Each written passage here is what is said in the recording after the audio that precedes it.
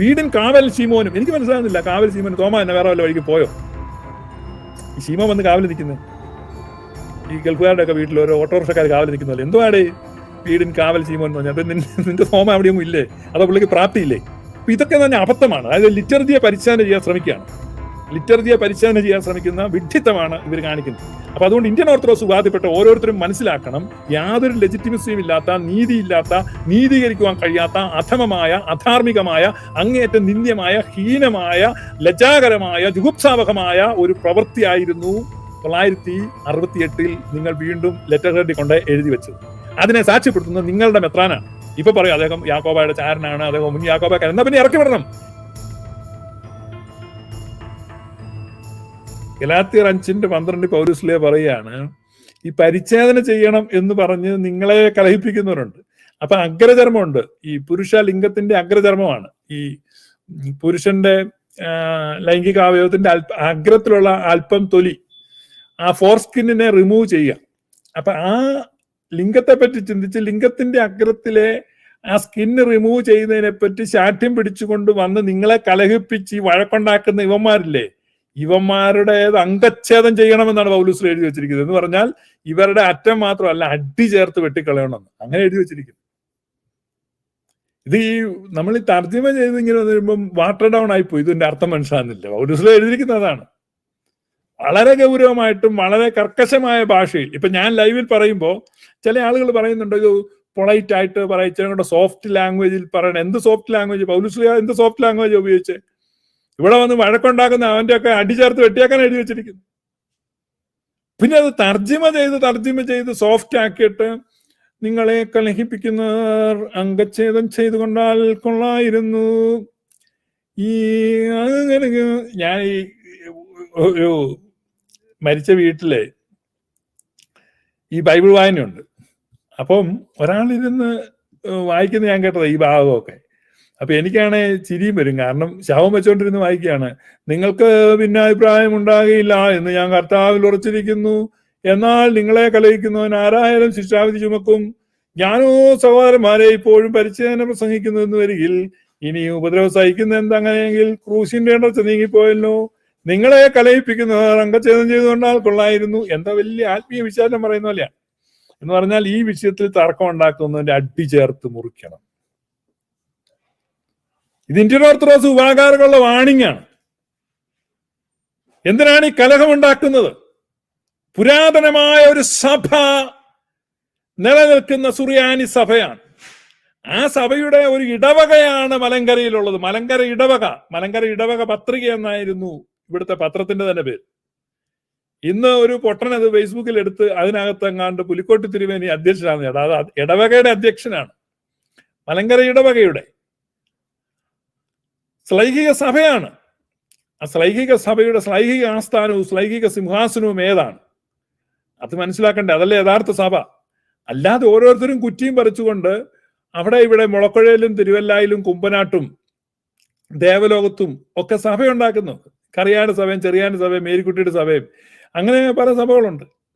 അപ്പൊ അതല്ല അപ്പോസ്തോലിക സഭ, ശ്ലൈഹിക പാരമ്പര്യം എന്ന് പറയുന്നത്. അപ്പൊ അപൂർവിക സഭയിൽ നിന്ന് എന്ത് ചെയ്യാണ്? അതിനിടയ്ക്കാണ് ഇത് തിരികെ കൊണ്ടുവരുന്നത്. അപ്പൊ അതിനകത്ത് എന്ത് ചെയ്യുന്നു? മുഴുവൻ ഉൾക്കൊള്ളാൻ പറ്റുന്നില്ല. കുറച്ച് മുറിച്ചു മാറ്റണം. ഏത് മുറിച്ചു മാറ്റണം? ഈ ലിറ്റർജിയിൽ നിന്ന്, ഈ ട്രഡീഷനിൽ നിന്ന്, ഈ സത്യവിശ്വാസത്തിൽ നിന്ന് കുറച്ച് മുറിച്ചു മാറ്റണം. പരിച്ഛേദന ചെയ്യണം. എന്തൊക്കെയാണ്? പത്രോസ് ശ്ലീഹായുടെ അപ്രമാദിത്യത്തെ മുറിച്ചു മാറ്റണം. വീടിൻ ഭരണം ശീമോനും സുവിശേഷം യോഹന്നാനും. അത് അപ്പൊ അതിനുവേണ്ടി ഇന്ത്യൻ ഓർത്തഡോക്സിലെ കുറച്ച് മെത്രാന്മാരും അച്ഛന്മാരുടെ വീടിൻ കാവൽ ശീമോന്, വീടിന്റെ കാവൽ ശീമോനെ പട്ടിയാക്കുകയാണ്. അങ്ങനെ കുറച്ചൊക്കെ പാടി നോക്കിയാലും അത് മെത്രാൻ കക്ഷിക്കാർ തന്നെ തള്ളിക്കളഞ്ഞു അവജ്ഞയോടെ. അതിപ്പോ പാടാൻ പറ്റുന്നില്ല. വീടിൻ കാവൽ ആ ലിറ്റർജിയിൽ എത്ര ഭാഗം പരിച്ഛേദന ചെയ്യേണ്ടി വരുമെന്ന് അറിയോ? അപ്പൊ അത് മുറിക്കണമെന്ന് പറഞ്ഞാൽ നടക്കുന്നത്. അപ്പൊ മുറിക്കണമെന്ന് പറയുന്നവൻ അറ്റം മുറിച്ചാൽ പോരാ, അടി ചേർത്ത് മുറിക്കണമെന്നാണ് പൗലോസ് പറയുന്നത്. എന്ന് പറഞ്ഞാൽ നീ ലിറ്റർജി കംപ്ലീറ്റ് മുറിച്ച് മാറ്റണം. നിനക്ക് മുറിക്കണോടാ, മുറിക്കണേ നീ മുഴുവൻ മുറിക്കേ. നിനക്ക് പരിഷ്കാരങ്ങള് മൊത്തം മാറ്റ്. മുറിക്കണമെന്ന് ചടിക്കുന്നവൻ മുഴുവൻ മുറിക്കണം, അടി ചേർത്ത് മുറിക്കണം. ആണ് പരിച്ഛേദന. ഇതുകൊണ്ട് പൗലോസിൽ എഴുതിയിരിക്കുന്നുണ്ടോ, നിങ്ങളെ കലഹിപ്പിക്കുന്നവൻ അംഗച്ഛേദം ചെയ്തുകൊണ്ടാൽ കൊള്ളാമായിരുന്നു. അപ്പോ ഇത് മുറിച്ച് മാറ്റണം. പത്രോസ്ലീഹായ്ക്ക് പ്രാധാന്യമില്ല. എവിടെയെല്ലാമാണ് എഴുതി വെച്ചിരിക്കുന്നത് അറിയോ? ഈ കഴിഞ്ഞ ഇടയ്ക്ക് പരിശുദ്ധ കാതോലിക്ക ബാവ ബെസേലിയോസ് മാർത്തോമ മാത്യൂസ് തൃതീയൻ ബാവ തിരുമേനി എഴുന്നള്ളി ചെല്ലുമ്പോൾ കേഫായെ പറ്റി പാടിക്കൊണ്ടാണ്, ഏതാ പാത്രികീസ് ബാവയെ സ്വീകരിക്കുന്ന യാക്കോബായക്കാരന്റെ മെത്രാനെ സ്വീകരിക്കുന്ന പാട്ടാ കോപ്പിയടിച്ചു പാടിയപ്പോ അങ്ങനെ അബദ്ധം പറ്റി. അപ്പൊ മുറിക്കണമെങ്കിൽ വലിയ ബുദ്ധിമുട്ടാണ്. വീടിൻ കാവൽ ശീമോനും, എനിക്ക് മനസ്സിലാകുന്നില്ല, കാവൽ ശീമോനും തോമ എന്നെ വേറെ വല്ല വഴിക്കും പോയോ? ഈ ശീമോ വന്ന് കാവൽ നിൽക്കുന്നേ ഈ ഗൾഫുകാരുടെ ഒക്കെ വീട്ടിൽ ഓരോ ഓട്ടോറിക്ഷക്കാർ കാവൽ നിൽക്കുന്നതല്ലേ. എന്തുവാടേ വീടിൻ കാവൽ ശീമോൻ എന്ന് പറഞ്ഞാൽ നിന്റെ തോമ അവിടെയൊന്നും ഇല്ലേ? അതോ പുള്ളിക്ക് പ്രാപ്തിയില്ലേ? അപ്പൊ ഇതൊക്കെ തന്നെ അബദ്ധമാണ്. അതായത് ലിറ്റർജിയെ പരിച്ഛേദന ചെയ്യാൻ ശ്രമിക്കുകയാണ്. ലിറ്റർജിയെ പരിച്ഛേദന ചെയ്യാൻ ശ്രമിക്കുന്ന വിഡ്ഢിത്തമാണ് ഇവർ കാണിക്കുന്നത്.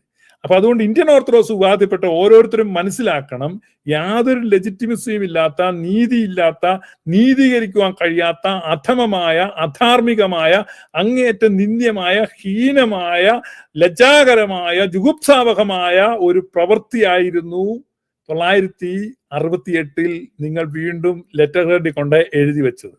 അതിനെ സാക്ഷ്യപ്പെടുത്തുന്നത് നിങ്ങളുടെ മെത്രാനാണ്. ഇപ്പൊ പറയും അദ്ദേഹം യാക്കോബായുടെ ചാരനാണ്, അദ്ദേഹം മുൻ യാക്കോബാക്കാരൻ. എന്നാ പിന്നെ ഇറക്കി വിടണം, കൈക്ക് പിടിച്ച് ഇറക്കി വിടാം. മൂവാറ്റുപുഴ ആ അരമനയിൽ നിന്ന് ഇറക്കി വിടാം, അയാളെ ഇറക്കി ഓടിക്കേ. അത് പറ്റത്തുമില്ല. നിങ്ങൾ സ്വതവേ ഭീരുക്കളാണ്. നിങ്ങളുടെ സിനഡിൽ ഇരുന്നുകൊണ്ട് നിങ്ങൾക്കെതിരായിട്ട് ഇങ്ങനത്തെ കുതന്ത്രങ്ങൾ എഴുതി വിടുന്ന ആൾ ഒന്നുകിൽ അദ്ദേഹം പറഞ്ഞത് സത്യമാണെന്ന് പറയണം, നിങ്ങൾ അതിനെ സർവാത്മക സ്വീകരിക്കണം. അല്ലെങ്കിൽ ഇത് സത്യമല്ല എന്ന് പറഞ്ഞിട്ട് ഈ സത്യവിരുദ്ധമായ പ്രസ്താവന ഇറക്കിയ മെത്രാനെതിരെ നടപടി എടുക്കണം, അവധിയിൽ പോകാൻ പറയണം, അല്ലെങ്കിൽ റിട്ടയർ ചെയ്യട്ടെന്നേ, സ്ഥാനത്ത് നിന്നൊക്കെ ഒഴിവാക്കുക. അതിന് നിങ്ങൾക്ക് ശീലമുണ്ടല്ലോ, എത്രയോ കാതോലിക്കന്മാരെ ഭരണത്തിരുത്തി പരിചയമുള്ളവരാണ്. അദ്ദേഹത്തെ ഇറക്കി വിട്ടത് വേണ്ട. നിങ്ങൾക്ക് ഒരു ചോദ്യചിഹ്നമായിട്ട് നല്ലൊരു ഓണസമ്മാനം എന്നൊക്കെ പറയുന്നത് പോലെ അത്താനാസ്യൂസ് മെത്രാന്റെ വക സമ്മാനമാണ്. ഈ മലങ്കര സഭയിൽ ഇന്ന് പ്രശ്നമുണ്ടാക്കിയത് ഇന്ത്യൻ ഓർത്തഡോക്സ് വിഭാഗത്തിന്റെ പിടിപ്പുകേടും പിടിവാശിയുമാണ് എന്ന് അദ്ദേഹം കൃത്യമായി തുറന്ന് എഴുതിയിരിക്കുകയാണ്. അങ്ങനെ വല്ലപ്പോഴും ഒക്കെ ഇങ്ങനെ സത്യങ്ങൾ എഴുതണം. ഇനിയും അത്താനാസ്യൂസ് മെത്രാച്ചൻ ഇങ്ങനത്തുള്ള സത്യങ്ങൾ എഴുതി അത്തരത്തിലുള്ള കത്തുകളുമായി ഇതുവഴി വീണ്ടും വരണം, ആനകളെയും തെളിച്ചുകൊണ്ട് എന്ന് മാത്രം താഴ്മയായി അഭ്യർത്ഥിച്ചുകൊണ്ട്, തൃക്കൈ മുത്തിക്കൊണ്ട് ആദരപൂർവ്വം അടിയൻ ഷിബു എന്നൊക്കെ പറയണമെന്നുണ്ടായിരുന്നു. പക്ഷെ ഉരിയപ്പെട്ടു പോയില്ല. അതുകൊണ്ട് തൃക്കൈ മുത്താനൊന്നും താല്പര്യമില്ല. എത്രയും തൃക്കൈ വേറെ എവിടെയും കൊണ്ട് വെക്ക്. May God bless you. Thank you.